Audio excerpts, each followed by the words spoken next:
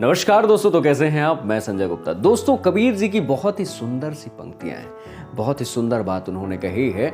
जीवन में हम सभी को कुछ न कुछ सीखते रहना चाहिए। वो पंक्तियां कुछ इस प्रकार से हैं कि गुरु बिन ज्ञान ना उपजै, कि गुरु बिन ज्ञान ना उपजै, गुरु बिन मिलै न मोक्ष, और गुरु बिन लखै न सत्य को, गुरु बिन मिटै न दोष।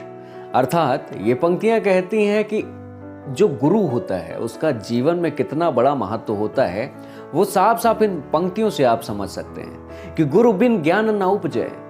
गुरुओं के बिना इंसान के जीवन में ज्ञान उपज ही नहीं सकता। बचपन से जब हमें शिक्षा दी जाती है तो कहीं ना कहीं देखा जाए तो गुरु का ही महत्व होता है। जब हम स्कूल जाते हैं तो हमें बहुत कुछ सिखाया जाता है।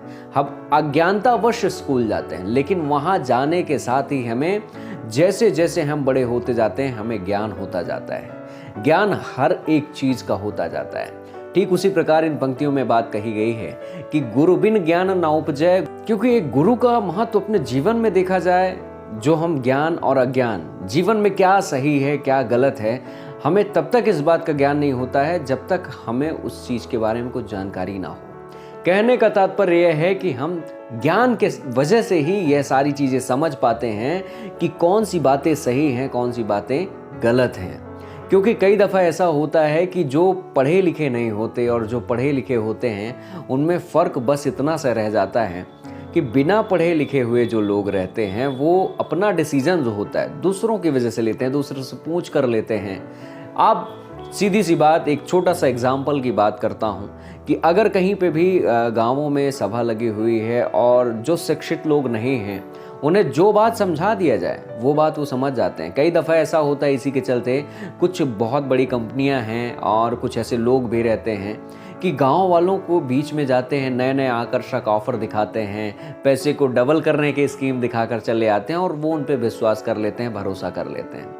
वजह क्या है? वजह सिर्फ इतनी है कि उन्हें उस चीज़ का ज्ञान नहीं है कि आखिर हम इसके बारे में कुछ सवाल भी इनसे पूछें। आखिर क्या वजह है कि ये स्कीम जो है हमारे लिए लेकर आए हैं? आखिर क्या वजह है कि ये सारी चीज़ें जो हमारे लिए लेकर आए हैं उसके पीछे का राज क्या है?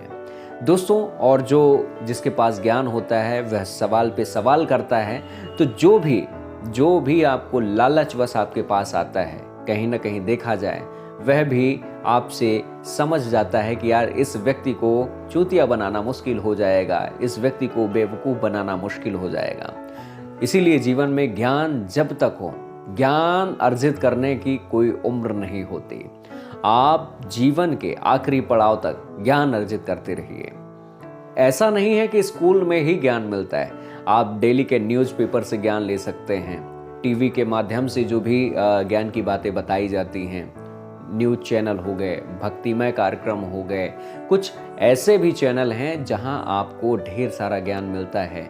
नई नई चीज़ें आपको सीखने को मिलती हैं, नई नई चीज़ें आपको देखने को मिलती हैं, और यही चीज़ें आपको हमेशा अपडेट रहती हैं। कहते हैं कि ज़िंदगी में अगर आगे बढ़ना है तो नई नई चीज़ों को आप सीखते रहिए, क्योंकि जिस प्रकार से परिवर्तन संसार का नियम है, ठीक उसी प्रकार से आप अपने अंदर भी परिवर्तन करते रहिए।